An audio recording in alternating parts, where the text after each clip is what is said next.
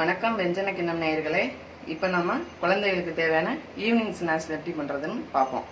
முதல்ல அதுக்கு தேவையான பொருட்கள் ஒரு உருளைக்கிழங்கு, ஒரு கேரட், ஒரு முட்டை, 2 பெரிய வெங்காயம், ரொம்ப பெரிய வெங்காயம் இருந்துச்சுன்னா 1 போதும், கொத்தமல்லி, கருவேப்பிலை, அப்புறம் கொஞ்சம் மிளகாய்த்தூள், மிளகுத்தூள், மஞ்சள் தூள், தேவையான அளவு உப்பு, தேவையான அளவு எண்ணெய்.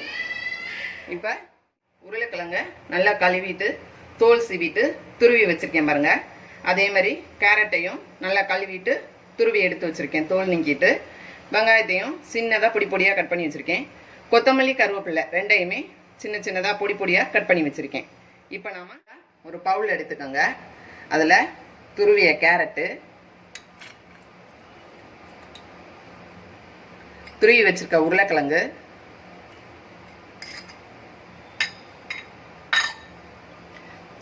கட் பண்ணி வச்சிருக்க வெங்காயம், இதை கொஞ்சம் நல்லா மிக்ஸ் பண்ணிக்கோங்க.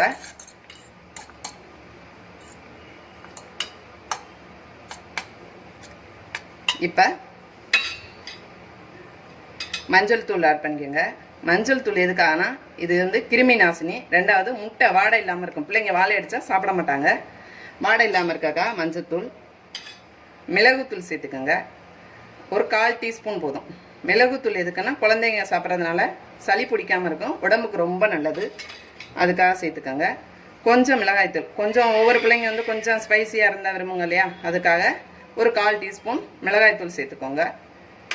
தேவையான அளவு உப்பு, ஒரு 1/4 டீஸ்பூன், உங்களுக்கு தெரியும்ல அந்த அளவு உப்பு சேர்த்துக்கோங்க.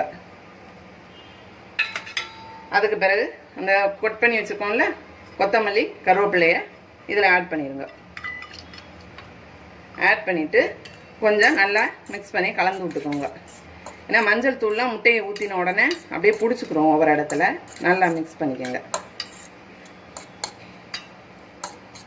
இப்போ இதில் நாம் முட்டையை ஆட் பண்ணிடுவோம்.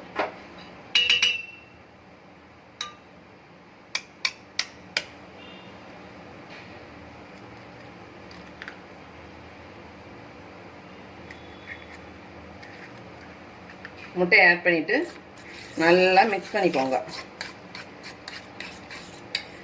இப்போ நான் 2 பேருக்கு தகுந்த மாதிரி செய்கிறேன். உங்கள் வீட்டில் 4 பேருக்கு வேணும் அப்படின்னா கூட 2 எல்லாமே பொருட்களை கூட்டி அளவு கூட்டி செஞ்சுக்கோங்க.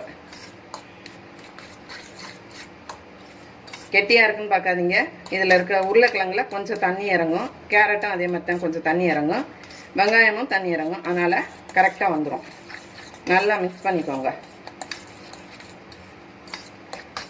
இப்போ எப்படி செய்கிறதுன்னு பார்க்கலாம். நான்ஸ்டிக் தவா ஒன்று எடுத்துக்கோங்க. இப்போ ஸ்டவ் ஆன் பண்ணிக்கோங்க. மீடியம் ஃப்ளேர்லேயே வச்சுக்கோங்க. ரொம்ப ஹையாக இருந்தால் சீக்கிரம் சூடாயிடும். இப்போ தேவையான அளவு ஆயில் விட்டுக்கோங்க.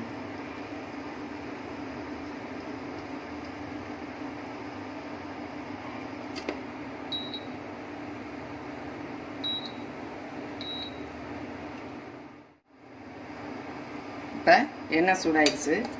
இப்போ இதை கடாயில் ஊற்றிடலாம்.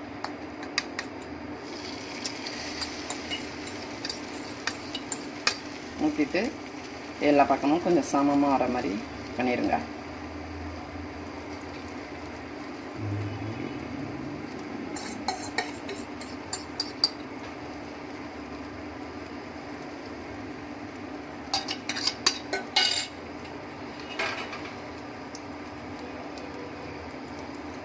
ஒரு 3 நிமிஷம் நல்லா வேகட்டும்.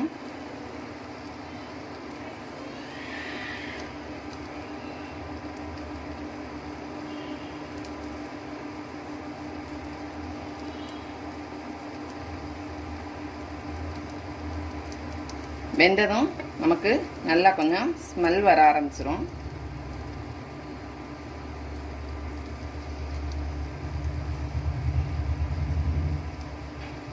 மீடியம் ஃப்ளேயர்லேயே வச்சுக்கோங்க. ரொம்ப ஹையில் வச்சிங்கன்னா சீக்கிரம் கறியிரும்.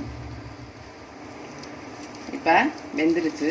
இதை பிரட்டி போட்டுடலாம். பாருங்கள், ஃப்ளேவர் நல்லா வந்துருச்சு.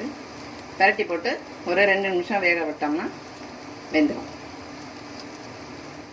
இப்போ மறுபக்கமும் வெந்திருக்கும். இப்போ பிரட்டி பார்த்துடலாம். பாருங்கள், எல்லாமே நல்லா வெந்துருச்சு. இப்போ ஸ்டவ் ஆஃப் பண்ணிடுங்க.